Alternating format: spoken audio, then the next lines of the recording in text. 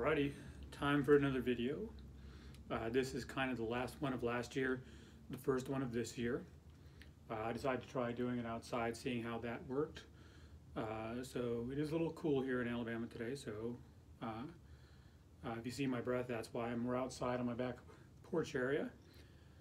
You might hear noises. There is construction going on in my neighborhood. They're still building this neighborhood, so this video will be kind of like a recap of what happened in 2018, as well as a discussion of what I plan on for 2019, what my plans are.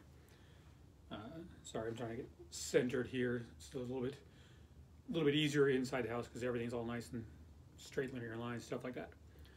But enough about that. For 2018, I didn't start doing YouTube videos till well into 2018. I didn't even start doing my blog that I do until March of 2018, but I have been tracking my weight over the whole year. So I figured I'd cover that first, how I did for the year. Starting weight on January 1st, I weighed myself on the 1st of January and then on December 31st, the first and the last day. On the first day, my starting weight was 352.6 pounds. And my starting body fat was 52%.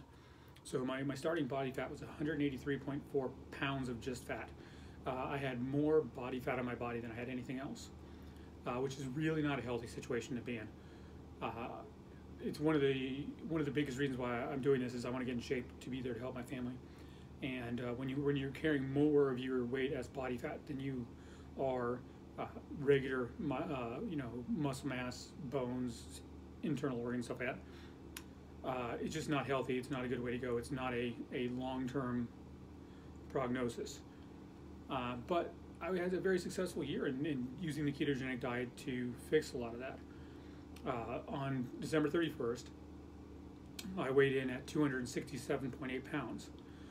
My body fat was down to 35.8%, and that's only 95.9 pounds of body fat. So sorry, didn't mean to go out of frame.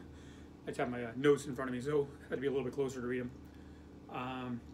So again, 267.8 at the end of the year, 352.6 at the beginning of the year, which of course is a difference of 84.8 pounds. So almost 85 pounds lost over the course of last year. 7 pounds a month, give or take. That's not bad. I mean, have I heard of more successful ketogenic stories? Yes. I've heard of people who've lost well over 100 pounds in a year. Does that detract from the fact that 84.8, 7 pounds a month is pretty impressive? No, of course not. We're each on our own journey. We're each trying to accomplish different goals. And I'm very happy with mine, of reaching 84.8. One of the other things in the upcoming year I tend to do measure is going to be muscle mass. Unfortunately, when I started in January 1st, the scale that I use from Greater Goods, the Weight Guru from Greater Goods, had an upper limit on muscle mass. I'm sorry, a lower limit on muscle mass that either I fell below or I'm not exactly sure. It read below what their minimum was, so I don't have a good muscle mass starting point from the beginning of the year. But my muscle mass at the end of the year was 28.1%. That's 75.3% of my pounds of my body is muscle. Moving forward in 2019, that's definitely something we're going to be tracking because I want to actually start doing more bodyweight exercises, weightlifting, things that should improve my physique and speed up weight loss. That's me as a body.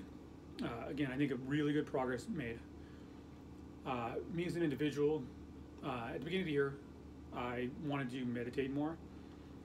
I was lucky if I got in one meditation cycle a day, and that would probably be about maybe 10, maybe 15 minutes.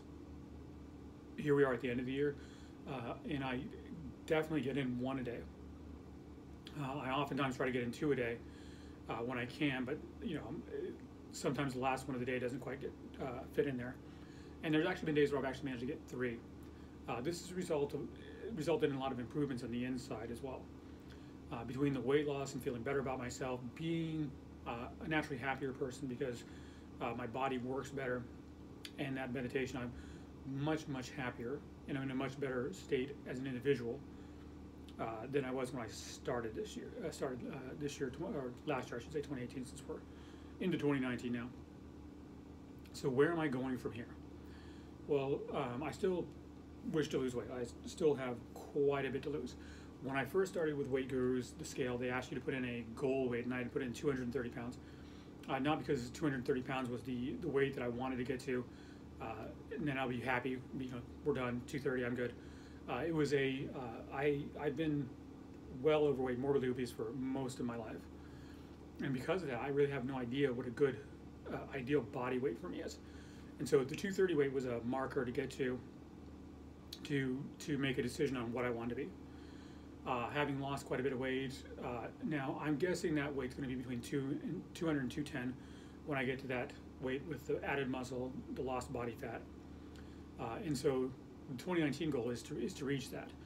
From where I am now to what I'd have to do to get to there, you're looking at 68 pounds, give or take, well under the 85 that I just lost.